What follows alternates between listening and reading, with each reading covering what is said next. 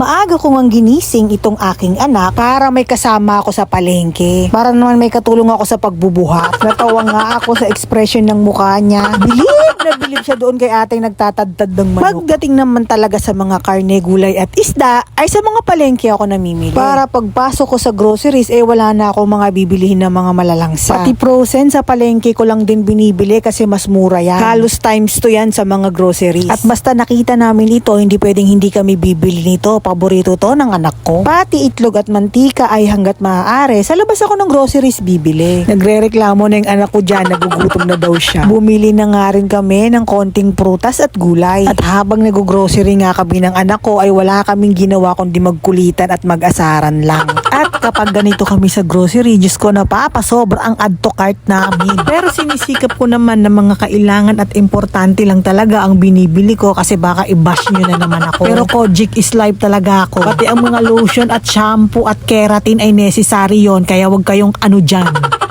Ang nakakatuwa naman kasi dito sa anak ko ay na-enjoy niya talaga ang pag-groceries. Lalo kung bibilihin at kukunin mo yung mga paborito niyang pagkain. Napakatakaw kasi niyan.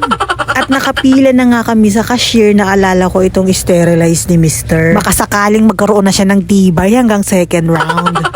Pagkatapos ay pumunta kami ng Unimaker para bumili ng mga gamit sa banyo. Wala pa talaga akong lakas ng loob ipakita yung banyo namin sa inyo. At wala rin akong ganang bumili ng mga aesthetic na gamit sa banyo kasi nga hindi pa naman aesthetic yung banyo ko. Ang importante, lagi lang siyang malinis at bago yung mga gamit doon. Go na yun. Grabe, ang dami ng mga Christmas decor dito sa Unimaker. Kaso wala pa talaga sa budget ko ang Christmas tree. At wala akong paglalagyan ng Christmas tree sa bahay. Sobrang ganda nga nitong napili kong design ng bedsheet. Dumaan nga lang ito sa FYP ko kaya naintriga ako. Canadian cotton yan kaya napakaganda ng quality. Nag-order na nga rin ako ng additional na punda. Sa sobrang excited ko ngang makita ang itsura niya ay kinabit ko na. Syempre kailangan labahan muna natin yan bago gamitin. Marami pa ngang available na mas magagandang design dito at available din sila sa iba't ibang sizes. O magpapahuli ka pa ba? Ilalagay ko na lang sa comment section or sa yellow basket ang link kung saan ko siya nabili.